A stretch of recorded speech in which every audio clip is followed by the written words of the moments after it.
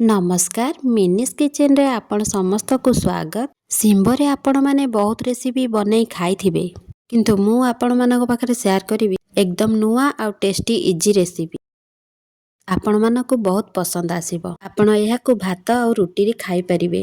ताहाले वीडियोटी को full watch करंतु। आशा करूची वीडियोटी पसंद आसीबो। चलंतु स्टार्ट करिबा आजिर रेसिपी। सिंबो रो ए टेस्टी रेसिपी बनैबा पई मु एठी नेइछि सिंबो आलू ग्रीन मटर पियाज आ किछि चिन्ना बादाम। प्रथमे गैस को ऑन कर मु नै जाइछि गोटे कढ़ाई सेथिरे चिन्ना बादाम को देई प्रथमे भाजी दबा। पूरा पोड़ी की भाजीबानी। बादाम रे टिके टिके कला दाग पड़ी गले ताकू गोटे ग्राइंडर जार को काढ़ी दबा। बादाम रे किछि पानी देई चिकन पेस्ट गोटे बनै दबा। एबे ताकू साइड रे रखी सिंबो रो रेसिपी स्टार्ट करिबा। कढ़ाई रे किछि सोरिष तेल को नेली गोटे चमच जीरा और गोटे लंका को फुटई दबा। जीरा टिके भाजी सारा पर पियाज को दबा। पियाज को बेसी पोड़ीबानी। पियाज टिके कलर चेंज हवा जाए भाजीबा।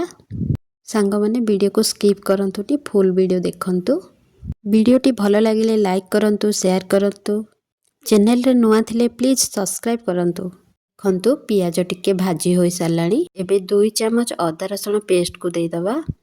अदा रसुण पेस्ट रो कंचा स्मेल गला जाए भाजीबा।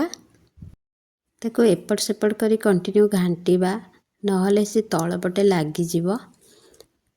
एबे सब गुंड मसला को ऐड करिबा।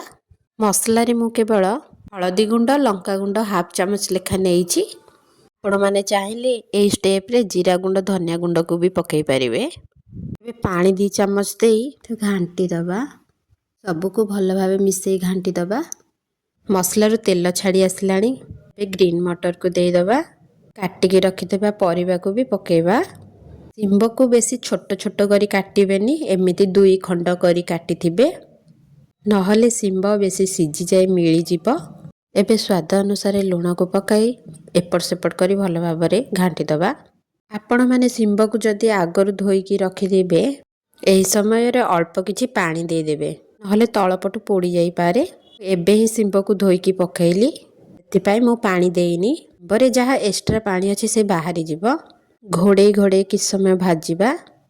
मझरे मझरे टिके घांटी दउथिबे। एही समय रे गैस रो फ्लेम को मीडियम टू लो रे रखिबा। देखंतो परिबा एबे 60 टू 70% सिजी आसिलानी। एबे छोट छोट करी काटी के रखिथिबा टमाटो को देई दबा। टमाटो को सिजीबा पई छाड़ीबा। एबे आसिला सिंबो रेसिपी रो सीक्रेट टिप्स। काटी के रखिथिबा चिन्ना बादाम रो पेस्ट।